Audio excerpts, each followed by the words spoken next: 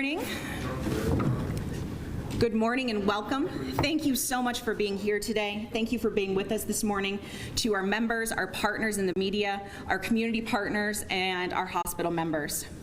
We appreciate everyone's cooperation this morning of maintaining our 6-foot distancing. For those of you who can't see our room, we have all of our chairs spaced 6 feet apart, and everyone is wearing a mask except when they are speaking here at the podium today.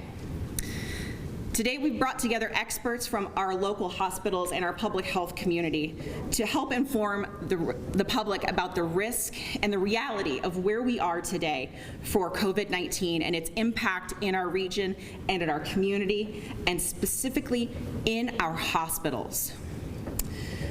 The experts in medicine and public health that we have joining us today are Commissioner Jeff Cooper, Public Health, Dayton and Montgomery County, Dr. Nancy Pook, Kettering Health, Dr. Adam Mezoff, Dayton Children's Hospital, and Dr. Mark Belcastro, Premier Health.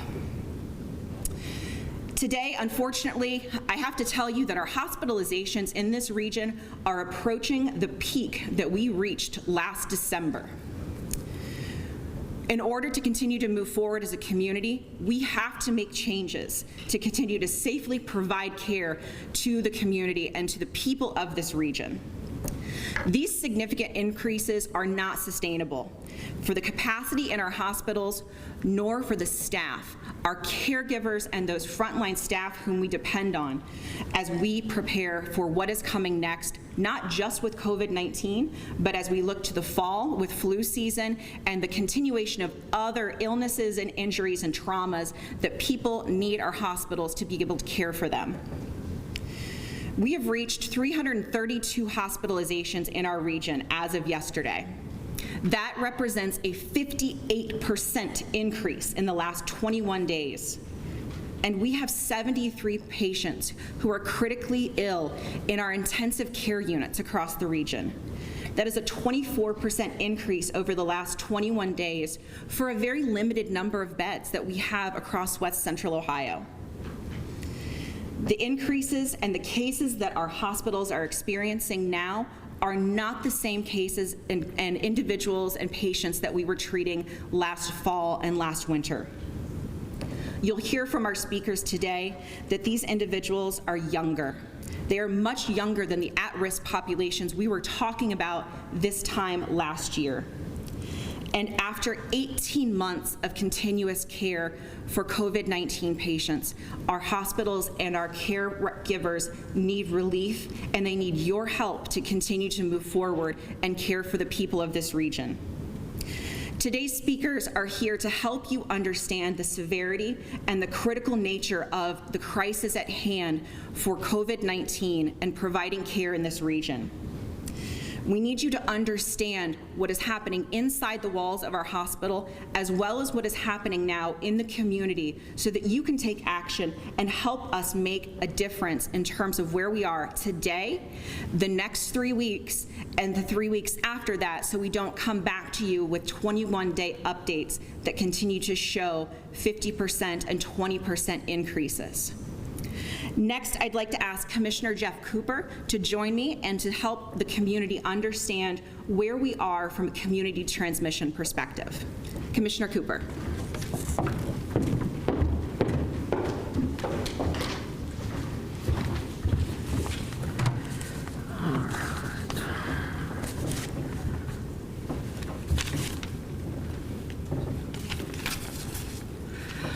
Thank you, Sarah. Good morning, everyone. My name is Jeff Cooper, Health Commissioner for Public Health, Dayton, Montgomery County. I'd like to take a little bit of a step back here. It's been a while since we've engaged the media in a news conference, and I'd just like to thank all of our partners here today. You know, we came together early on during this pandemic, and we worked collaboratively as a system of partners, and we've made good progress in our county. And we've always gathered together as situations warrant when we're very concerned about what may be happening in our community, and we come together collectively to inform our citizens of actions that need to happen. So I'm just going to take a little step back here and start from the beginning and make sure that we as a population in Montgomery County understand the full scope of what's happening. We all know, and everyone's familiar with the SARS-CoV-2 virus and the fact that it needs a human host. It needs us to replicate, to cause disease. And those symptoms are variable. Some individuals show no symptoms, but that's not always the case, obviously. And many individuals, that range of symptoms goes anywhere from mild type illness to then respiratory failure, and unfortunately, for over 1,000 Montgomery County residents, death. Those infected individuals, as we're infected with this virus, we shed that virus in our normal conversations simply by breathing, exhaling as we're talking, coughing and sneezing. And those viral particles, they then enter the respiratory tract, the mouth, nose, and throat of our close contacts, people that we care about, people that we interact with on a daily basis, our family members, our friends, etc.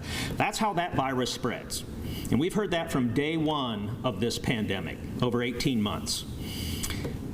We also started out informing the community of protective actions that we could take to help each other. And as we began to learn more and more about this virus, we started with, let's implement those foundational public health tenets that we use for many infectious diseases. So let's cover our coughs and sneezes. Let's do hand washing. Let's stay home when we're sick. Let's clean our environmental surfaces. As the science began to build, then we looked at, well, we also know that when we're in an indoor space, we want better ventilation. That helps to limit our exposure. Well, then more and more science began to emerge around the effectiveness of masking. And we have, obviously, a very skilled physician here today who will talk about the benefits of masking. The science is proven. Masks work. But we were all really waiting on the development and approval of vaccines as the primary mechanism by which we prevent the spread of this virus. Yes, all viruses constantly change. They undergo these random mutations, and we're seeing that right now play out across this community, the state of Ohio, and this country. It's a household term now, the Delta variant. And it's really important because compared to other strains of the SARS-CoV-2 virus, the Delta variant is more infectious, meaning when we're infected, we have a higher viral load. It's more transmissible person to person, so it spreads more easily, and it results in more serious illness and hospitalization. And as you'll hear today from other speakers, we're concerned about the changing in the demographics of those individuals who are now being affected by the Delta variant. Well, the good news is that we have vaccines that are highly effective, they're safe, and they're highly effective against the original strains of this virus and the Delta variant. That's the Pfizer vaccine, the Moderna vaccine, and Johnson & Johnson vaccines. But the reality is we do not have sufficient vaccine uptake across this community or this state to achieve herd immunity. At the state level, across Ohio, 53% of Ohioans have started vaccination, meaning they have received their first dose. 51% of Montgomery County's population has received their first dose. So everybody understands the math there and what we really need to do. Well, as a result of this relatively low vaccination or vaccine uptake, we are seeing a surge in cases, we're seeing a surge in hospitalizations, and we're seeing a surge in outbreaks, specifically in congregate care locations, long-term care facilities, schools, etc. So when you look at our data as a county compared to other counties in the state, Montgomery County has the 4th highest total number of cases across the life of this pandemic compared to all 88 counties. 4th out of 88 counties. We have the 4th highest number of cases. We have the 2nd highest number of hospitalizations among the 88 counties, and we have the 4th highest number of deaths among the 88 counties. So certainly it is a call to action, and that's why we're here today. keep in mind that we saw a peak in our case rate. And by case rate, I mean the number of cases that we have over a 2-week period per 100,000 population. We peaked in early December of 2020 at 1,200 cases per 100,000 population. And then we gradually declined. And by the time the end of June, July came around, we were at roughly 20 cases per 100,000 population. Tremendous progress as a community. So we were moving forward with vaccination, but then as those orders around various mandates were then removed at the state level, and the emergence of the Delta variant, we began to see an uptick. As of today, so from the end of June, early July to today, our case rate is now 630 cases per 100,000 population. That's a very alarming trend. Yes, we get it. It's not at 1,200 yet, but keep in mind that surge that led to 1,200 was prior to us having vaccine available. We're seeing this significant surge now with the availability of vaccination, and that's very concerning from a public health perspective. I think most concerning for us as a community and as a state is that Senate Bill 22, which was enacted by the Ohio legislature earlier this year, places very significant restrictions on the ability of local boards of health and local health departments to do what is necessary to control the spread of this disease within our community. Quite frankly, and this is very disturbing, we no longer have the authority to impose, for example, a mask mandate or set other prohibitions in place to control the spread of this virus. That being said, the Montgomery County Board of Health on August 4th issued a public indoor masking health advisory for Montgomery County. The Board of Health then, at their meeting last week, issued a call to action to all stakeholders, including the education sector, the healthcare sector, and all employers, the business community, to require COVID-19 vaccination of their workforces. And we followed that up by public health then requiring our employees to be vaccinated against COVID-19. So this surge is very concerning and it's alarming. And we're at the point where public health is encouraging all Montgomery County jurisdictions, all the political jurisdictions within Montgomery County, to consider executive orders and/or legislative action to require public indoor masking in all community settings within their jurisdiction, including workplaces, grocery stores, restaurants, and other venues. We're at the point where we do not have enough vaccine uptake, and we know that masking works. We're asking all jurisdictions to take action to require masking within their jurisdictions. And we need these layered prevention strategies. So we need vaccination, we need masking, we need physical distancing, avoiding large crowds, and fundamental tenets of public health such as hand washing. That layered approach is necessary to prevent new infections, because if we continue to see this surge in new infections, we're going to continue to see an increase in illness and hospitalization and death. We're going to overwhelm at some point our healthcare system capacity. And most disturbing, we are going to widen that disparity in health outcomes among races. We're going to continue to see a disparity in outcomes among our minority and marginalized populations. So with that, I'd like to introduce Dr. Nancy Pook to come to the podium to provide her perspective.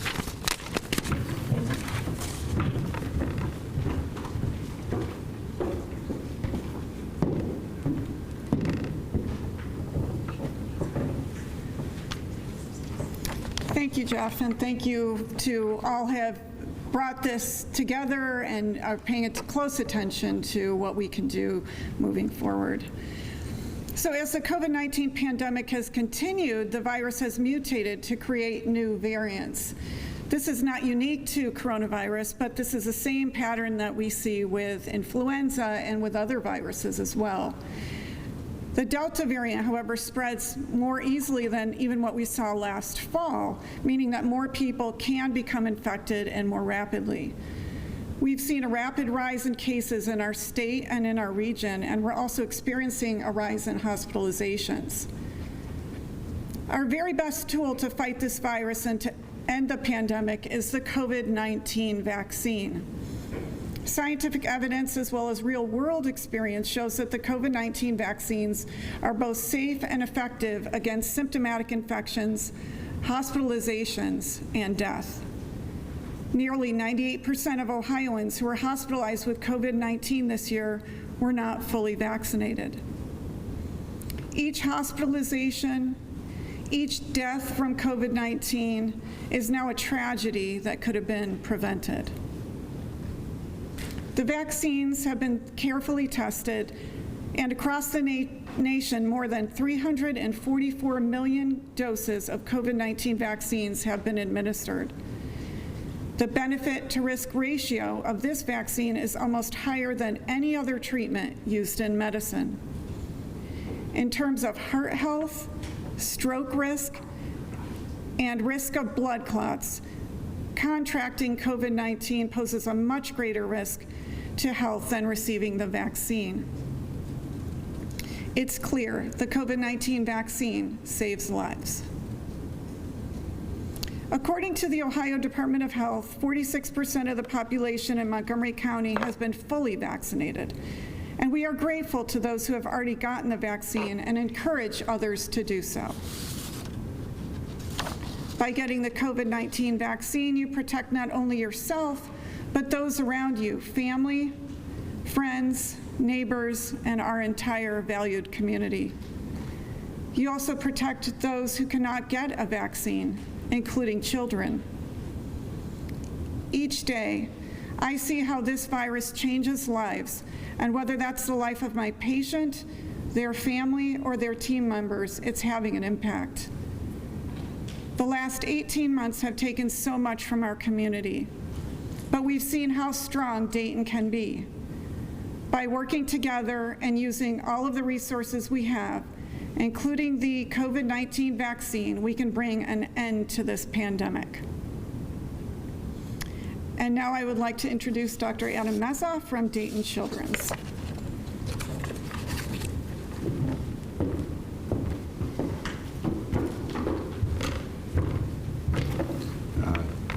Thank you, Bart. Thank you, Nancy, and thanks everybody who's here. Thanks, Mr. Cooper. I'm Adam Mezoff. I have the honor and privilege of being the Chief Medical Officer at Dayton Children's Hospital, and I wanted to make 3 points today. First, I'd like to dispel a myth.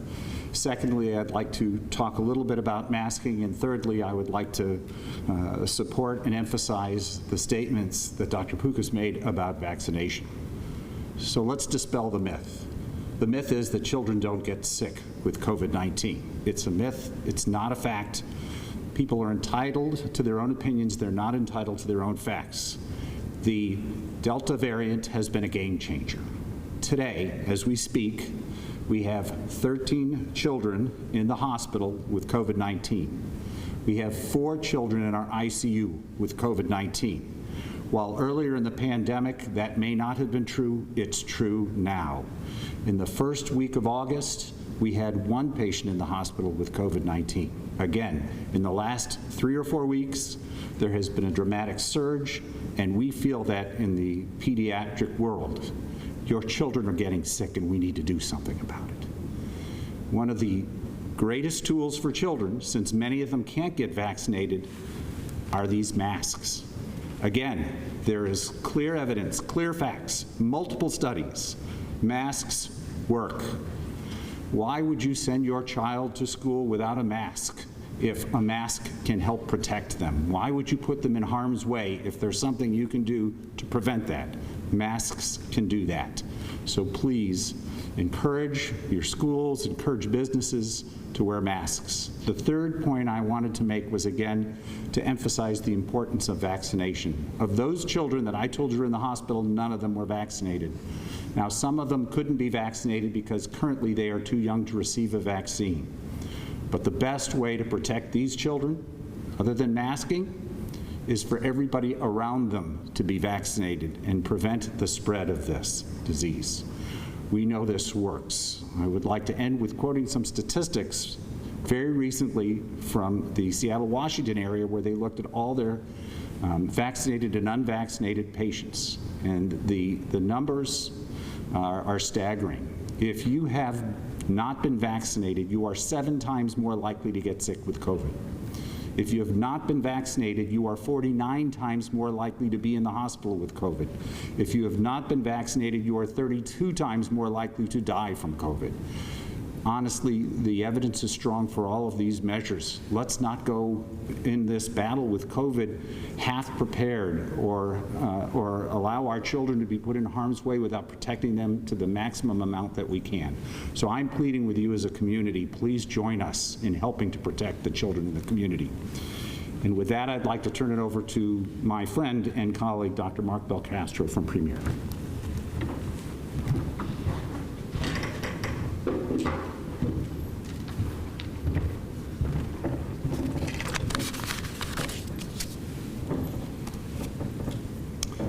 Good morning, everyone. Thank you. I'm Mark Balcastro, Dr. Mark Balcastro, Chief Medical Officer for Premier Health. And I'd like to thank all the speakers and reinforce the passion behind a lot of their statements. I'm going to talk a little bit about testing and about a few comments about treatment. But before I do that, I do want to acknowledge that not only in this room, but many of you that might be watching this certainly have been impacted by COVID, whether it is personally, family member, or friend. That may range from a hospitalization, complications, or even death.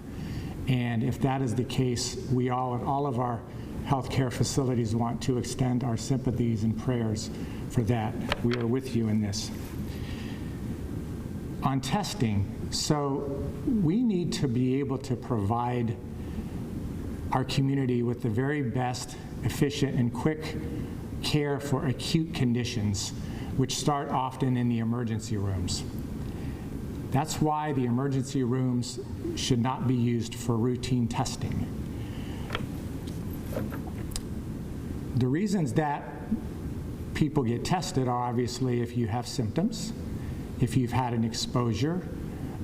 There is a travel indication for some testing, and also if you are going to have a procedure in the hospital, certain procedures require testing.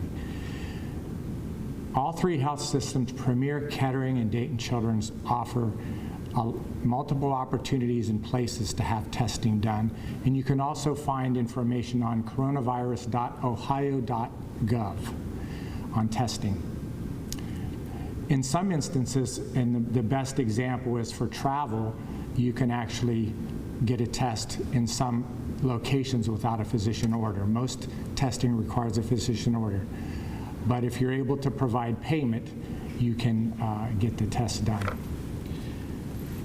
If you're uncertain about where to go for a test or if you should go to the emergency room, call your provider. But for the most part, the emergency room should be used for symptoms such as respiratory distress, difficulty breathing, any blueness around your face or mouth, or just at a point where you feel so sick that you can't stay home. That's what the emergency room's for. So if we don't congest those, we can also provide care for strokes and heart attacks and all the other acute things that come into our emergency rooms, and they're not congested with routine testing. So thank you for honoring that request for us. In regards to treatment, I did want to make a few comments about ivermectin that's been in the news lately. So ivermectin, our scientific and medical community currently do not support the use of ivermectin to treat COVID-19. It's confusing because you may have heard some physicians and other individuals say that there are studies that show that it works. It's a little bit technical, but there have been some serious flaws in those studies. So currently it is not an FDA-approved drug for COVID-19. It is an FDA-approved drug for a limited set of what we call parasite infections, but not for COVID-19. And it's also associated with toxicity. So the general premise in medicine, if something doesn't work and can cause harm, we shouldn't use it. The best thing you can do is contact your healthcare provider if you do happen to develop COVID-19 symptoms and test positive and are at home for some of the treatment options that you can have at home. So I want to reinforce the masking and the vaccination and the things that we can do as a community. You know, in the military, they often will do great heroic acts. Our military personnel will do great heroic acts for one another. And when you ask them why, they say, because the person to the right of me and the person to the left of me would do it for me. So that's what I would ask you about masking. Do it for the person to the right of you and to the person for the left of you. It is an inconvenience. None of us like to do it, but it's not harmful, and it causes great help in this pandemic. You can get vaccinated, as you've heard the statistics around vaccination. We have no greater control during this pandemic than we've had in the past over the outcome and the trajectory of this virus in our community and in our nation. I'm going to conclude with one analogy that I heard from a physician. It's not mine originally, but this physician said that it's like driving. So masking, hand hygiene, and respecting social distance are the defensive things you do when you drive. Keeping your eyes open, looking in your mirror, it's defensive driving. Putting on your seatbelt is like vaccination. The seatbelt's not going to work until you click it in. You've got to get your vaccination for it to work. The medications that so many of us here can treat COVID, yeah, that's true, but it's like the airbag. You don't deploy the medicines until you have COVID. The airbag doesn't deploy until the accident. So you're a little bit behind. So now you're driving, you go through an intersection and somebody runs a stoplight or a red light and hits you on the side. You've done the defensive things, you've put on your seatbelt, your airbag deploys, you've done everything you can, and that minimizes the damage. And it's the same with COVID. If you do all the things that you can do and COVID happens to strike, you will minimize the damage and be much safer. Thank you.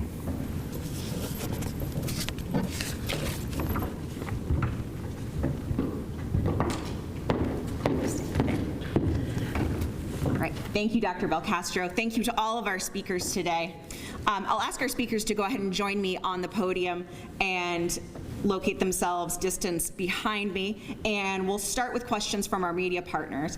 As you've heard today, there are a lot of topics that we've covered, so we'll start. Go ahead.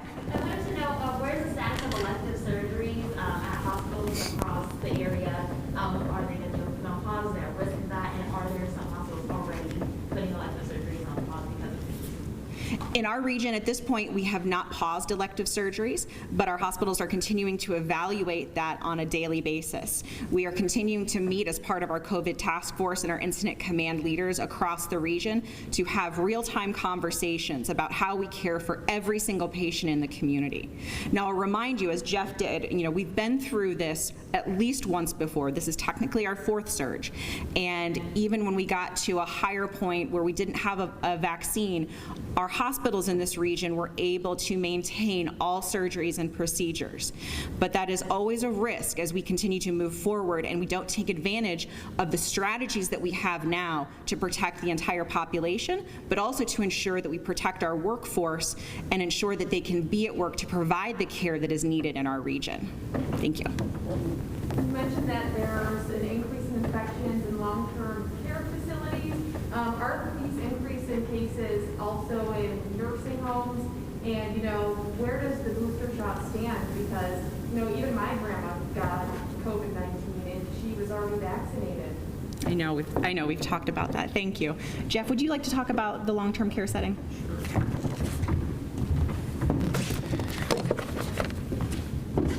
So outbreaks of the disease are required to be reported to the health department, and that's been the case over the life of this pandemic. We are seeing a significant increase in multiple cases being reported to our health department that are in long-term care facilities, nursing home, assisted living facilities, and then also various congregate settings such as the shelters, and then in our K-12 schools. So we continue to track all of those outbreaks. Now, with respect to where we stand with the booster, we're still waiting on the final guidance from the Centers for Disease Control and Prevention's Advisory Committee on Immunization Practices. Public health and our system of partners, pharmacies, hospital systems, et cetera, we're all working together to be able to respond to meet the needs of our community once booster shots are approved. It's our understanding that that may happen by the end of this month, and so we will be ready then to provide that booster dose to individuals. With respect to where we are going to do that for public health, starting next week, Public Health has established 5 semi-permanent, per se, fixed facilities throughout Montgomery County. We will operate each of those facilities 1 day per week to provide first dose to individuals who are eligible, third dose for immunocompromised individuals who are currently eligible to receive that, and then once the booster dose is approved, we'll provide the booster dose at those locations. That's starting every Tuesday next week. We will be at the Dayton Metro Library in Huber Heights. Starting next week, every Wednesday, we will be at the Dayton Convention Center here. Every Thursday, we will be at the fairgrounds. Every Friday, we'll be at the Northwest Recreation Center. And then every Saturday, moving forward, we will be at Sugar Creek Packaging, the former facility that we operated on Gettysburg.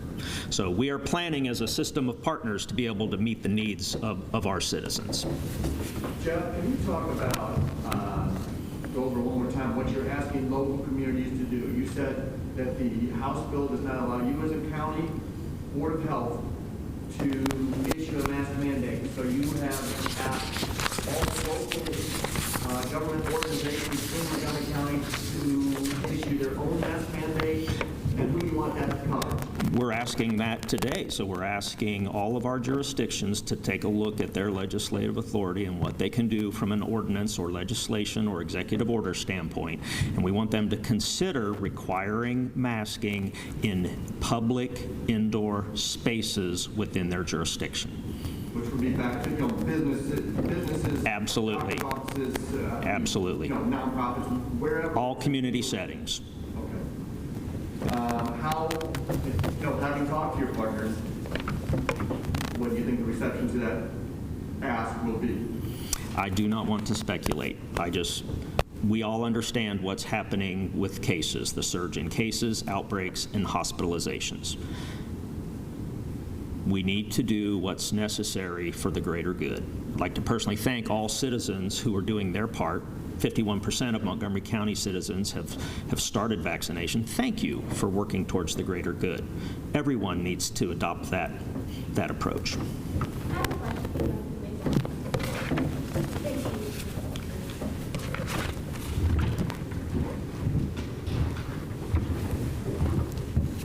Can you talk a little bit about children and ventilators? Do you have enough? Do you have any children on ventilators currently in your ICU? What's the long-term effect on a child, basically put on life support? Let's share that as a reality. Any child in the ICU doesn't necessarily have to be on life support. If by life support you're referring to things like ventilators. The challenges that children will face are similar to adults, which is there is this thing called long COVID. Children get long COVID. They can have symptoms for 6 months or longer. Remember that COVID often is a virus that damages the lungs. The lung damage doesn't stop because you're off a ventilator. So the long-term effects of not having the stamina and the breath that you used to have.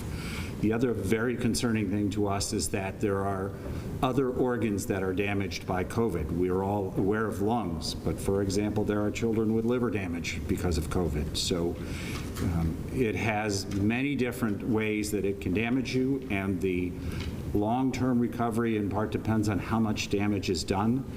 But again, great question, but I would like to remind people the day of being able to say it doesn't affect children is over. It does. And where are you seeing these children are getting it? Are they getting it from home, from school, after school activities? All of the above. And I would again like to make the plea that Commissioner Cooper did, which is we have a way of dealing with that. If everybody would start to mask where those children are, it would greatly help them. This is for any of the three representatives from our local hospitals. I'd like one of you, or all of you, to come forward and tell me how many people you've seen die or have critical injuries from vaccination effects versus how many people you've seen die and have critical incidents from contracting COVID. I mean, we need to drive home that point. I'd like to have you talk to me about the difference between the two. So before we get to that point, I want to emphasize, in addition to the young population that Dr. Mezoff was addressing, our children ages 0 to 17, we are seeing COVID-19 hospitalizations for people in our region ages 18 to 29, 30 to 39, and 40 to 49 that we have not seen previously. And so again, the request for masking, the request for getting your vaccination because it's the right thing to do and it will help protect you from this variant is not just to protect those very, very young children who are completely defenseless, but for our younger adults and our young to middle-aged adults who are oftentimes the caregivers and the leaders in the lives of these children. And so there is a group of individuals that we've been able to kind of look past because they weren't the most critically ill, they weren't our elderly and infirmed, and they weren't our most vulnerable young children. And we need to get to that 18 to 50 population to help them understand we need them to step up now. And so I'll open it up. Yep, and I'll let Dr. Belcastro start first to address what they're seeing from a perspective of the hospital. I don't have any good numbers to give you offhand, but let me say this. Having been in the role of Chief Medical Officer, I get all the information on the vaccines and I know what's happening on the ground in our ICUs, and I have friends that reach out to me often. I can't think offhand of anybody that's had a bad reaction that has contacted me and said, Dave, I can't really, truly, can't think offhand. Somebody said, I'm not getting my second one, this has happened, I know my loved one died from this or whatever. I'd show you my phone text stream, but it'd be a HIPAA violation. I have so many friends, nurses, previous people I've worked with, known in the past, whose husband or wife are in an ICU or were in an ICU on ventilators, pleading with me, what else can they do, what else can we do? I pray with them. You know, about a month ago, 42-year-old father of 2 boys died. I was on that text stream. Currently, I'm with another person whose husband's on a ventilator right now and had a stroke. And my phone is full of those text streams.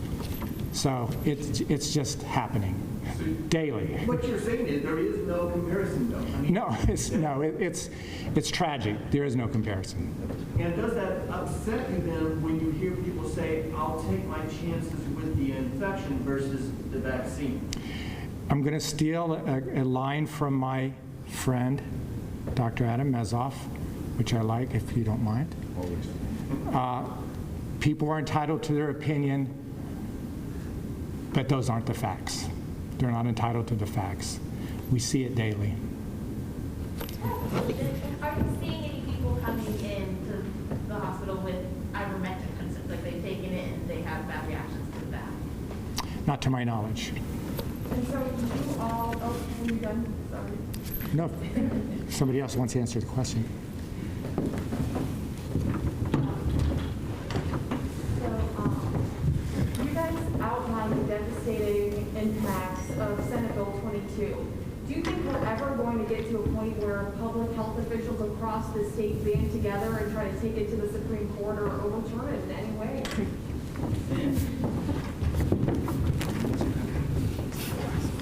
Thank you for that question. Certainly, it's a concern Across this state, all 113 local health departments across Ohio are very concerned now with what we can and cannot do to try to protect our citizens. I'm not going to speculate as to where this may go, but certainly we would encourage all citizens to contact your local legislator, especially one who voted for that legislation, and express that that was the wrong thing to do. And it's placed us in a situation which is why we are here today. So it's really at the grassroots level, having citizens tell their elected official that was the wrong decision. Now, with Mike, with respect to your question around hospitalization and death, vaccinated versus unvaccinated, statewide, since January 1 of this year, 98% of COVID-related hospitalizations are in unvaccinated individuals, and 99% of deaths due to COVID-19 since January 1 are in unvaccinated individuals. So the information's clear. I've got a question. For all the people that are voting currently, would you be willing to step up the message to the general public about the need to get the vaccine? In other words, like seatbelts. It's against the law to not wear one. I don't know why COVID hasn't made it to that level yet, but at the same time, I hear everybody on the podium saying what the effects will be if you don't get one. Can you try that message home a little bit stronger? In other words, nobody plans on going to the hospital, but yet when they do, and there's no, in this case, COVID-19 help for them, should they plan to real at the same time? That is why we're here today. That is why we're asking you as our media partners to help us get this message out to the community, to understand that we are at a critical time for people to make the decision to get vaccinated. As Jeff mentioned, he shared the statistics of where we are from a state perspective, and over the last 2 weeks, this is the second week that we are sharing the regional statistics of where we are in terms of vaccinated versus unvaccinated people in our hospitals. And again, we are at 84% people in our region's hospitals who are hospitalized with COVID-19 who have not been vaccinated. That is unacceptable, and that's preventable, and we can help them. Every single one of these partners, in addition to providing the treatment and care that people need, they are on the front lines and they have staff ready to help someone understand why they should be vaccinated, understand the particulars for every single individual health scenario that we can bring forward and answer questions and address. And they're ready to help put that shot in someone's arm. As a media partner with the health departments, all of the health departments in our broadcast market, we're hearing things from people who refuse to get the shot or decline to get the shot on what the outcome might be, and it's always negative. Something they don't understand. They don't know what the shot's going to do to them. Can that information be passed to them in a better way to show them that the numbers, some people don't calculate those numbers for whatever reason. I'm hearing 10 different things why people won't get the shot until somebody in the family does. I guess what I'm implying is, can that message be driven home a little bit greater than what's been done? Certainly, we are always trying to find new ways to help people understand, and we really, I think, are at that point of having individual one-on-one conversations with the most trusted healthcare provider in each person's individual network. We are providing messaging in a number of different formats and trying to help dispel the myths that are available, and we have to counteract that with individual accurate information that helps speak to each person's situation. And I'll let any of my healthcare provider partners speak to that as well. I just wanted to provide the perspective of an emergency physician who has seen hundreds and now thousands of patients with COVID-19. And, we've seen a number of people coming into the emergency department as well who have been vaccinated. Of those, I think I admitted one person with a vaccine reaction causing dehydration that needed to be in overnight. But the sorrow and the anxiety and the heartache and the mourning with the families for those who are really sick and who can't breathe and are scared, that doesn't go away. That's hundreds of people across our region, and fortunately we use everything in our power to get them better and get them home. but we're still seeing people coming into our facilities every day sick because they haven't been vaccinated. And we want to spread the word to say, if you can, please consider a vaccine. We understand opinions, but we want to stand beside you with the science that says that it works. Are you guys seeing any hospitalizations among people who previously had COVID, fought it, still didn't get vaccinated, and now they have a second case of COVID? Because you hear a lot of people who are hesitant to get the vaccine because they previously had COVID. It didn't hit them that badly. And that's their reasoning for not getting vaccinated. The vast majority of people who are being hospitalized today are those who have neither had COVID nor have been vaccinated. And as a reminder, I think we've set a new bar with the new mRNA vaccines.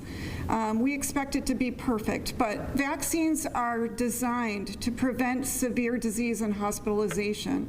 And for that, they're meeting their mark.